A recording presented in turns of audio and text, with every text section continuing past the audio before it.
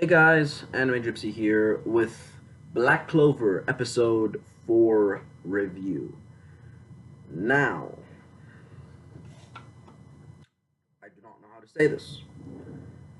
I'm not sure if I'm going to be doing videos on this series that much. I have time constraints. I don't have time to add anything to the channel.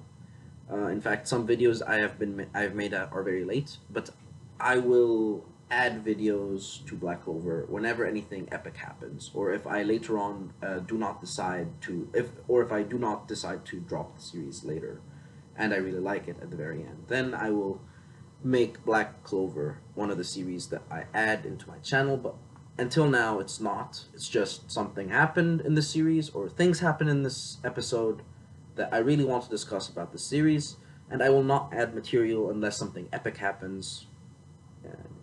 So that's the basic rundown of the nature of my relationship with the series Black Clover and my channel.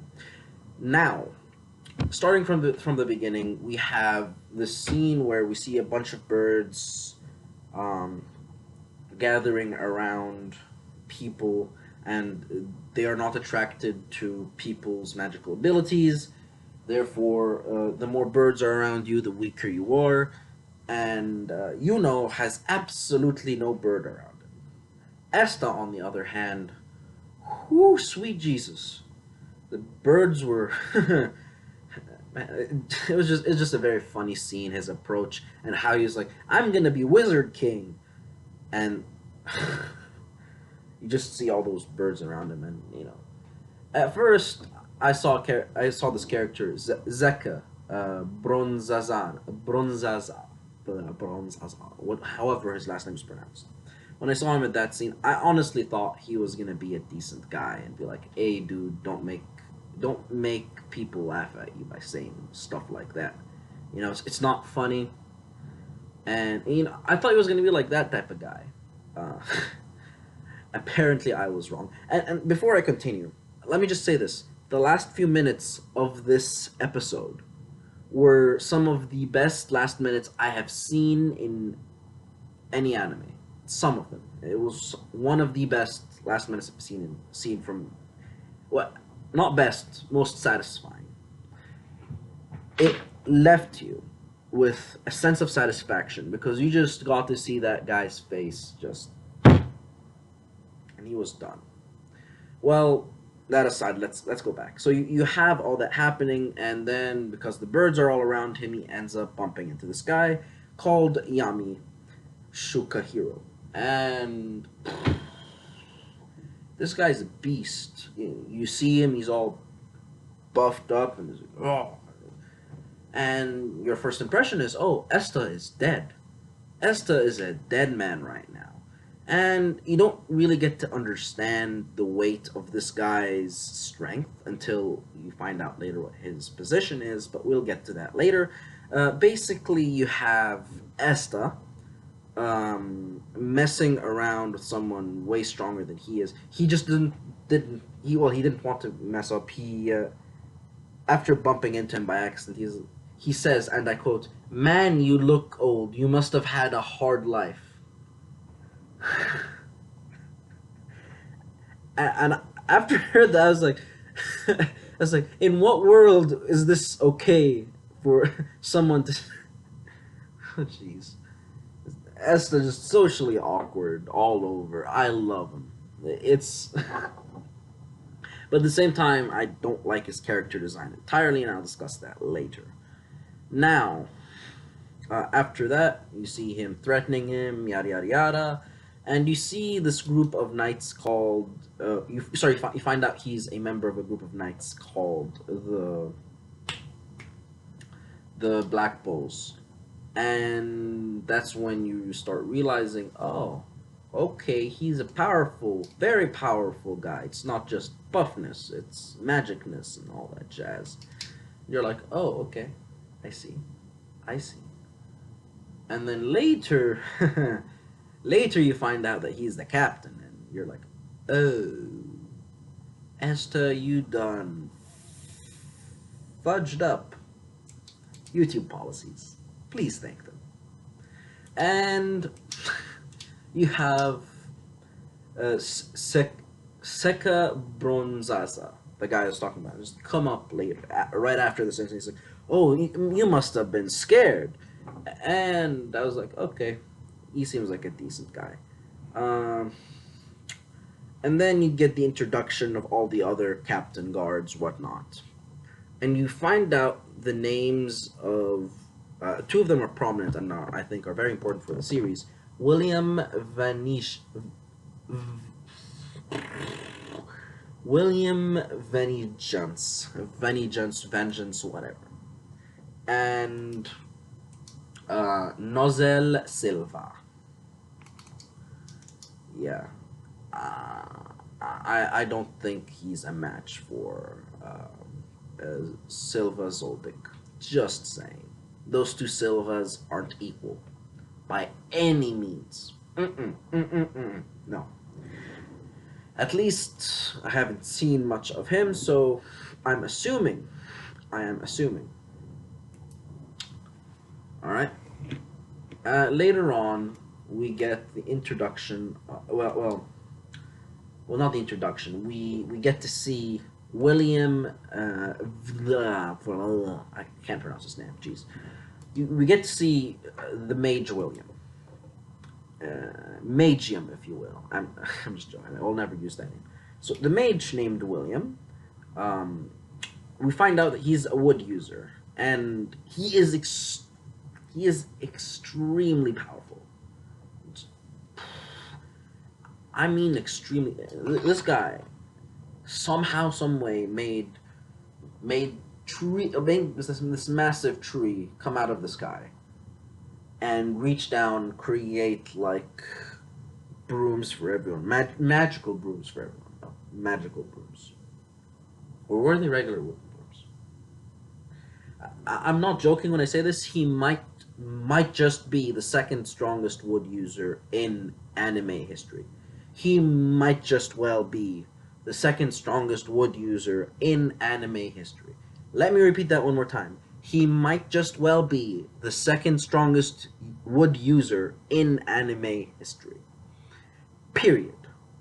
Which is crazy because, you know, he is that powerful. Now, that aside, um, we get to see all the exams, all the initial exams of the night tournament, and that's when you see Esta fail miserably, and you're just depressed because that kid's been working his butt off. But at the same time, you're like, oh, I have seen this before. Where have I seen this before? Ah. Oh, this is similar to Naruto. You know, the initial stages of the Chunin exam. You know, kind of, maybe. Hmm. And then you see him against Seka. And let me put it this way. Esta was impressive. He really was. It was a very satisfying moment. Now, since I'm done with the episode now, I'd like to talk about the Black Clover series in general. And I'll start with characters. Just regular talk about characters. And I'll start by saying two of the characters we have seen so far have very interesting personas that I don't think I've seen many characters have in the past.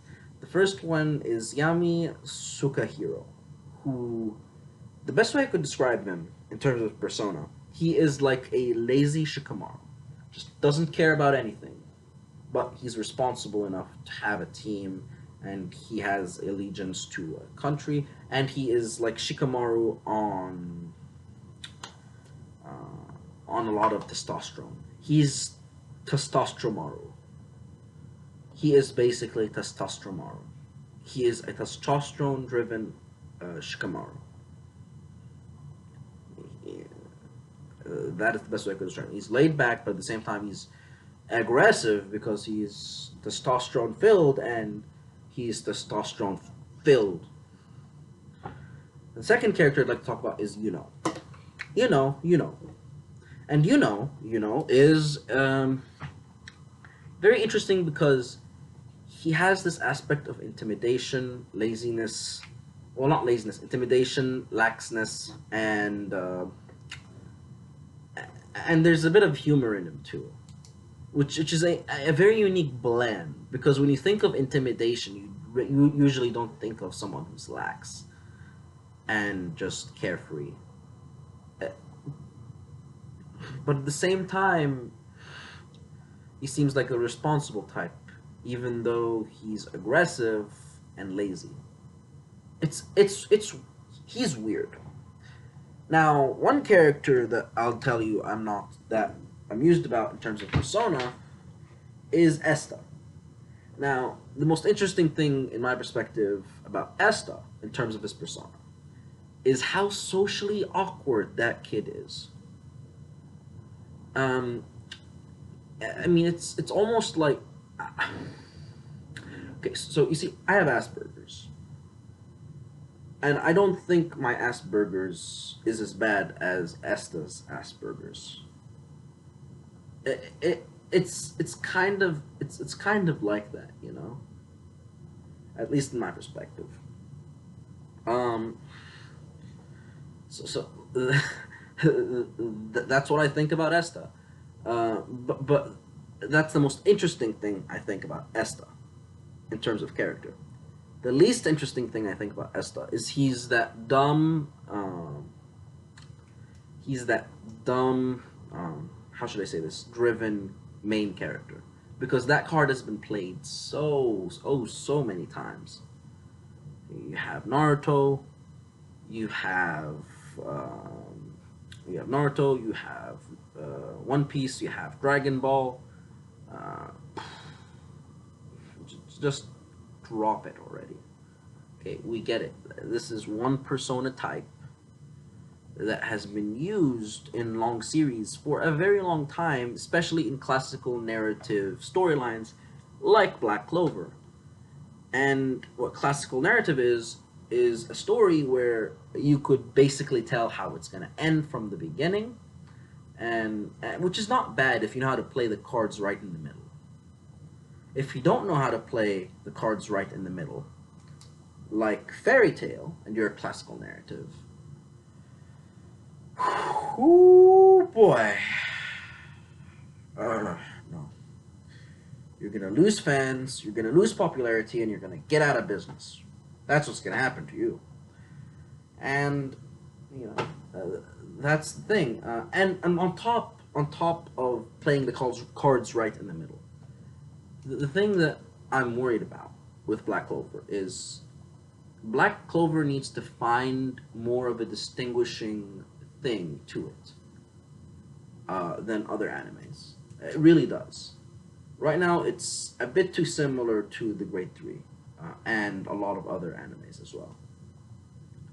So, and each one of those animes was a classical narrative. You could tell what's going to happen at the very end. And they did play their cards right in the middle, but they also had distinguishing features to them. They had a separate feel, a feeling that came with the series, a specific dynamic of, you know, emotions and, well, not emotions. I really don't know how to describe it.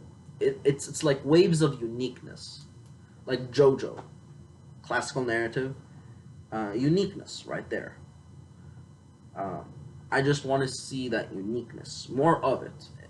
There's some uniqueness in Black Clover, but I want to see more of it. And that's my opinion, not only on the chapter, but on the series. Well, not chapter, episode. Sorry, I'm used to saying chapter. I review manga chapters, by the way, guys. If you'd like, just check some of my other videos down at the at the channel sign somewhere down here. And yeah, that's my basic perspective. Oh, I also do theories, One Piece and Boruto theories, especially. I have a lot of them. Uh, Discussions. Um, yeah, so if you're interested in that, check me out down below. Subscribe button is like here or there, probably here. Alright, so if you like the video, please leave a like and comment why down below. And until next time, this is Anime Gypsy, and I'm out.